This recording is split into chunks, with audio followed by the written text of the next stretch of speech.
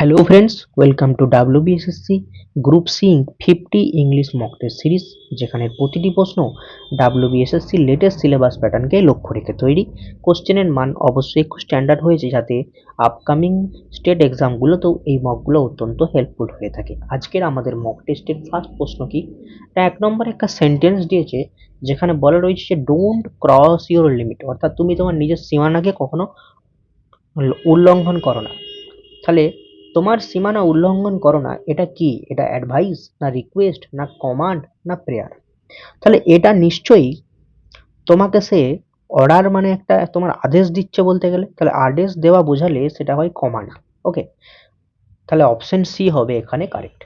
Next কি, GT road বা grand tank road was built, তৈরি হয়েছিল during the dash of Shahjahan. তাহলে কার রাজত্বের, মানে শাহজাহানের রাজত্বের আমলে গ্র্যান্ড ট্যাঙ্ক রোড তৈরি হয়েছিল।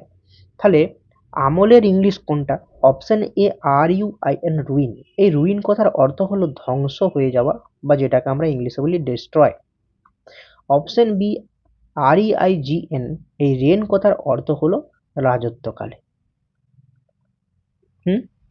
Option C R E I N, এই রেন কথার অর্থ হলো যে ঘোড়াতে লাগাম লাগানো বলে না, সেটাকে বলা হয় রেন। বা এর আরেকটা অর্থ হয়, সেটা হলো হচ্ছে মুক্ত করা। আর এই রেন মানে তো বৃষ্টি, সবাই জানে।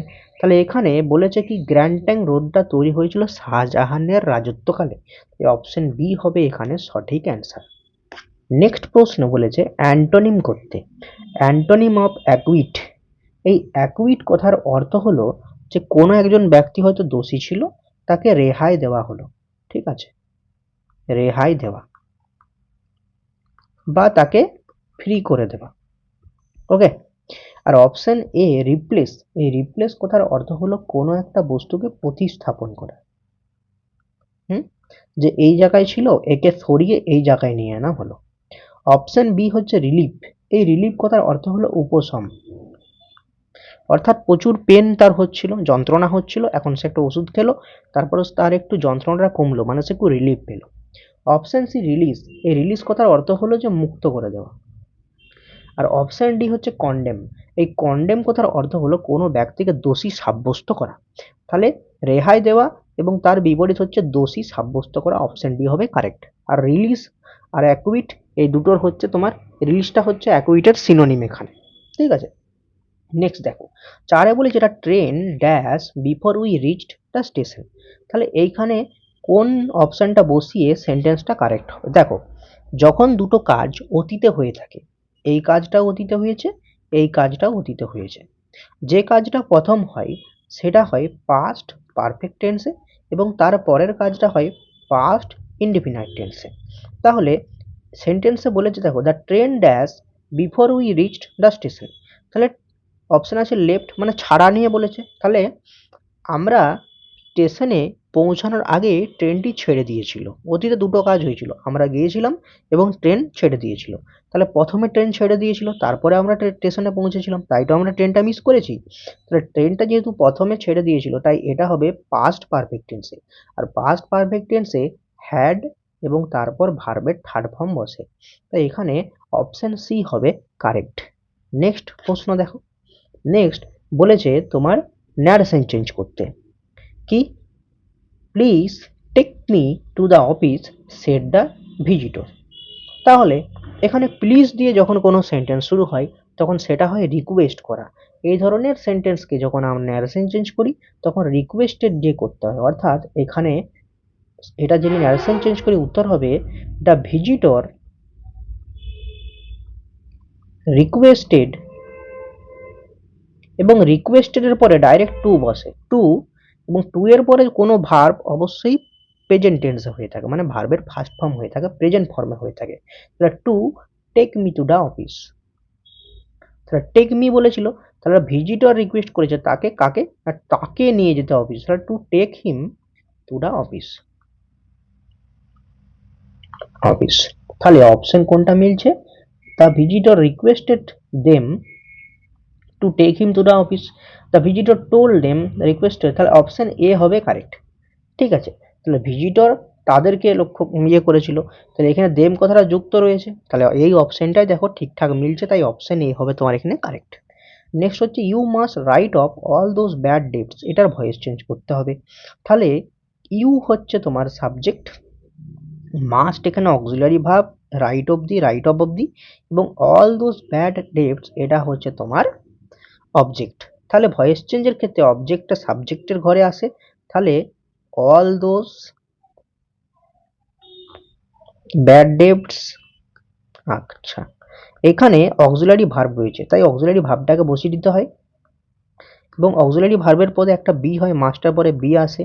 এরপরে ভার্ব কি আছে, রাইট, রাইটের বি এর পরে রাইটের হচ্ছে পাস্ট পারফেক্ট ফর্ম হবে, অর্থাৎ write, wrote, written off by you. Option কোনটা মিলছে, all those bad debts must be written off by you, option B হবে এখানে কারেক্ট। ওকে, নেক্সট প্রশ্ন রয়েছে কি, the jury is divided in their opinion no error. দেখো, এই জিউরি বা তোমার হচ্ছে ফ্যামিলি, অর্থাৎ জিউরি বা ফ্যামিলি বা কোনো একটা বোর্ড, যদি এরা একসঙ্গে কোনো হচ্ছে ডিসিশন দেয় একসঙ্গে, তাহলে হয় ভার্বটা সিঙ্গুলার। বাট যদি জিউরি বা ফ্যামিলি বা বোর্ডের মধ্যে দু একজন মেম্বারের মতভেদ পাল্টে গেছে, অর্থাৎ সবার একসঙ্গে মত নেই, মতভেদের পার্থক্য হয়ে গেছে, সেই ক্ষেত্রে যদি আলাদা হয়ে যায় তখন কিন্তু ভার্বটা হয়ে যায় প্লুরাল। এবার সেন্টেন্সটা কি বলেছে, দ্য জিউরি ইজ ডিভাইডেড, এই যে আলাদা হয়ে গেছে, তাহলে যখন আলাদা হয়ে যায় মানে মতের পার্থক্য হয়ে যায়, তাহলে ভার্বটা হবে প্লুরাল। এখানে ইজ না হয়ে এখানে কিন্তু আর করতে হবে, তাহলে ভুল ছিল ইজে, ইজটা আর হয়ে গেল। নেক্সট প্রশ্ন কি, অ্যান্টোনিম অফ অ্যানার্কি। এই অ্যানার্কি কথার অর্থ হলো যে অরাজকতা। অরাজকতা এমন একটা সিচুয়েশন যখন আইন শৃঙ্খলা মানুষ মেনে চলে না। Option A curfew. এই কারফিউ হচ্ছে কি, এই কারফিউ হচ্ছে একটা রেগুলেশন, একটা নির্দিষ্ট জায়গায় হতে পারে বা অঞ্চল ভিত্তিতে বা দেশ ভিত্তিতে। এটা সাধারণত বিশেষ করে তোমার এক রাত্রি বা কয়েক ঘন্টার মতো মানুষজনকে ওই জায়গাটা যদি কারফিউ চলে, তাহলে মানুষজনকে বলা হয় যে তোমরা ঘর থেকে বেরোবে না, ঠিক আছে, এটাকে বলা হয় কারফিউ। আচ্ছা, বি হচ্ছে তোমার পারফরমেন্স। পারফরমেন্স কথার অর্থ হচ্ছে কর্মদক্ষতা, বাংলায় আমরা বলতে পারি যে এটাকে কর্ম দক্ষতা। ওকে, অপশন ডি হোলসাম। এই হোলসাম কথার অর্থ হলো যে স্বাস্থ্যকর বা যেটাকে আমরা বলি উপকারী। যেমন আমরা বলে থাকি যে হোলসাম ফুড, হোলসাম ফুড মানে কি, যে স্বাস্থ্যকর খাবার দাবার। আর অর্ডার মানে যেটাতে একটা আইন শৃঙ্খলা মেনে চলা হয়, যেটা একটা অর্ডারে চলে।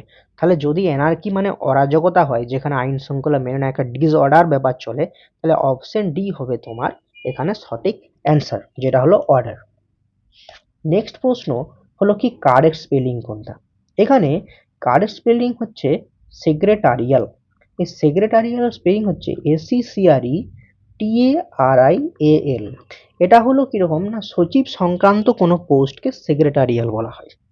তাই এখানে অপশন কোনটা মিলছে, SECRETARIAL, অপশন সি হবে এখানে কারেক্ট, SECRETARIAL। ঠিক আছে, নেক্সট দেখো, নেক্সট দেখো, a professional rider in horse race is called. এখানে অপশন সি আর অপশন ডি একরকম হয়ে গেছে, তাই এখানে দুটোই তোমার অ্যান্সার হবে, ঠিক আছে, তাই দেখছিলাম।